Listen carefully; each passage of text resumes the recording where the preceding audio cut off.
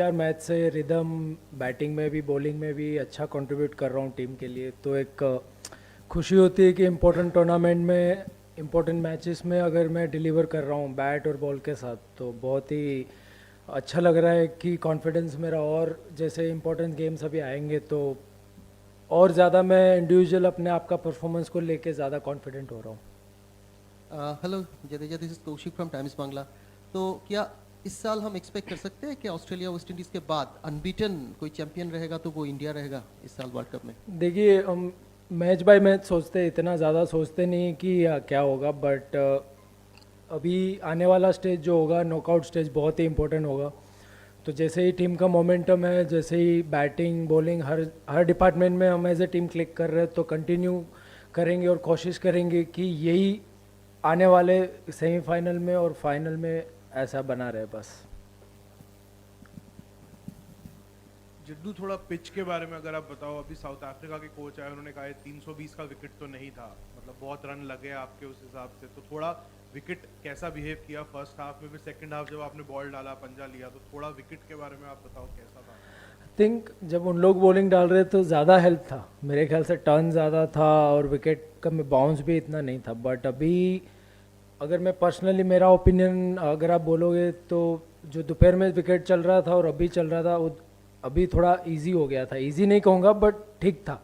But दोपहर में तो टर्न भी था और स्लो भी था, तो बैट्समैन मार ही नहीं सकते। बट क्रेडिट विराट और जो मिडिल ऑर्डर बैट्समैन ने उन लोग के स्पिनर्स को हैंडल किया, वो बहुत ही अच्छा था। और हमें आइडिया है कि कलकत्ता जब भी आते हैं तो थोड़ा बाउंस कम रहता है और स्पिन भी रहता ही है, तो मे बी वो एक एडवांटेज था कि हम लोग को पता था कि स्पिन होगा और विकेट स्लो ही खेलेगा, तो वो मेंटली प्रिपरेशन दिमाग में वो लेके खेल रहे थे।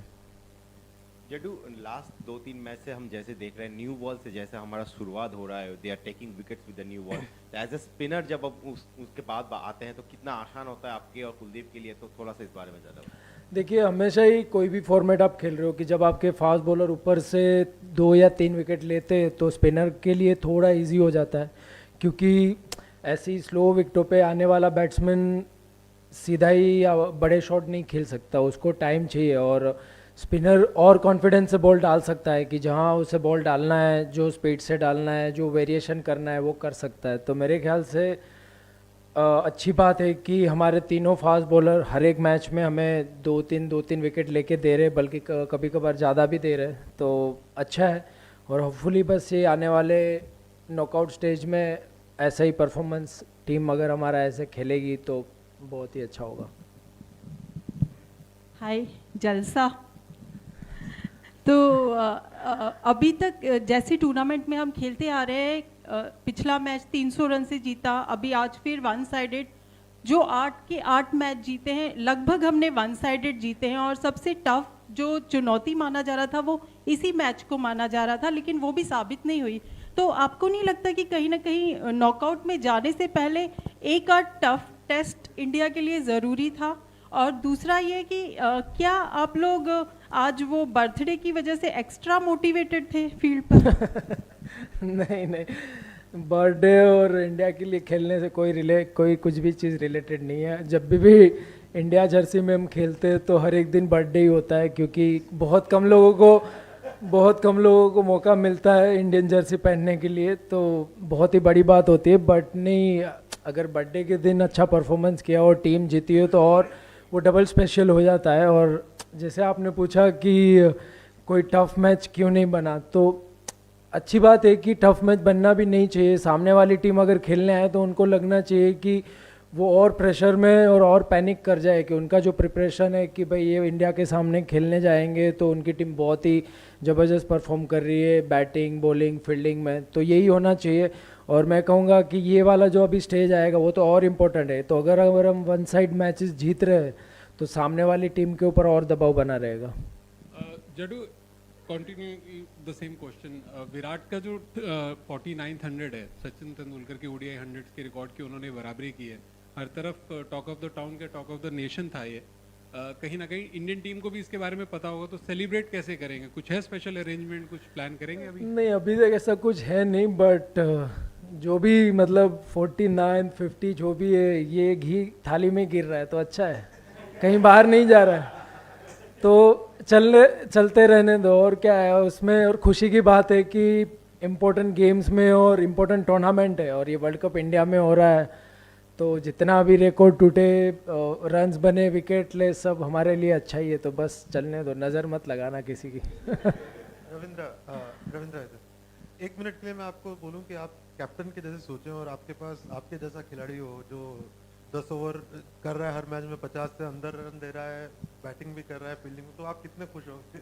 देखो, मैं तो खुश तो बहुत ही हूँ, और आपने कैप्टन की बात कही तो मैं तो पहले मैच से ही कैप्टन की तरह ही सोचता हूँ, बट बना नहीं हूँ, वो अलग बात है। बट ऐसे ऑलराउंडर का रोल यही होता है कि अगर कोई ऐसी टफ सिचुएशन में थोड़े 30, 35, 40 रन बनाने पड़ते, और जब पार्टनरशिप लगी हो तब एक आधा विकेट आउट करके पूरा गेम चेंज कर सकते हैं, तो वही उनका रोल होता है। और कोशिश मैं यही करता हूँ कि इम्पैक्टफुल परफॉर्मेंस रहे मेरा, बैटिंग में या बॉलिंग में, जब टीम को ज़रूरत हो कोई भी डिपार्टमेंट में।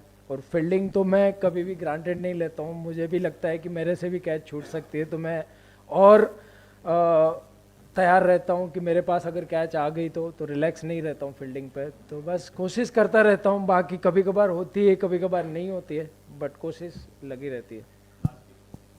रविंद्र, जब टॉस जीते तो काफ़ी आसान रहा होगा कि पहले बैटिंग करनी है, उनका जो रिकॉर्ड था वो देख के, और दूसरा ये कि कुछ आइडिया था कि विकेट थोड़ी स्लो हो जाएगी स्पिनर्स के लिए? नहीं, टॉस जीतने के बाद हम अपने आप को चैलेंज करने का देख रहे थे, क्योंकि अगर हम दोपहर में बॉल डालते तो शायद अलग और इतने रन ना बनते, क्योंकि मैंने जैसे कहा कि बहुत ही रुक रहा था और बाउंस भी नहीं था, और टर्न ज़्यादा हो रहा था, लगातार टर्न हो ही रहा था।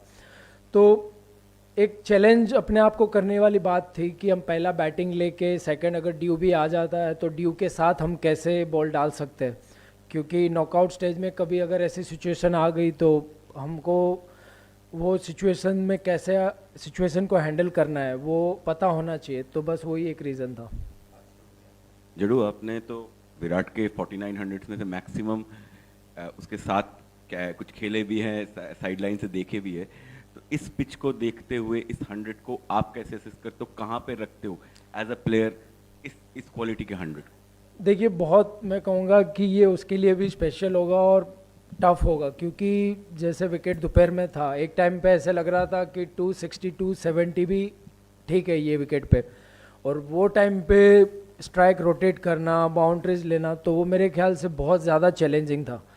तो स्पेशल मैं कहूँगा कि जब टीम एक टाइम पे रन नहीं आ रहे थे, उनके दोनों स्पिनर ठीक बॉलिंग डाल रहे थे, और उसके सामने स्ट्राइक रोटेट करके, बाउंड्रीज करके और नॉट आउट और 300 के ऊपर स्कोर पहुंचाना, तो वो एक बहुत बड़ा अचीवमेंट और एक बहुत बड़ा एफर्ट लगता है उसके लिए।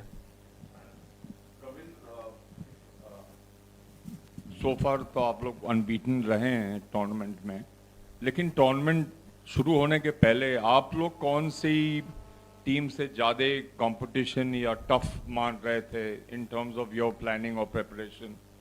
आप और टीम वाइज किसको आप सोच रहे थे सबसे ज़्यादा चैलेंज इस टीम या इन टीमों से मिलेगा?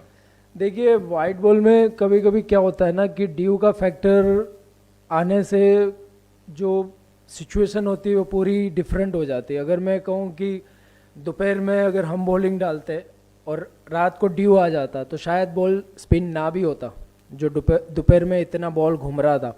तो कभी कभी वाइट बॉल में ड्यू का बहुत मेन कारण रहता है कि उसकी वजह से कोई भी नॉर्मल टीम भी बड़ी लगती है, और ड्यू नहीं आने से और अपनी फेवर में सब चलने से कोई भी बड़ी टीम लगती भी नहीं है कि इसको तो ऐसे ही हरा देंगे। तो वो सब चीज़ बहुत फैक्टर करता है, और कौन से सिचुएशन में आप क्या आपका गेम प्लान आप बनाते हो वो भी बहुत बड़ा मैटर करता है।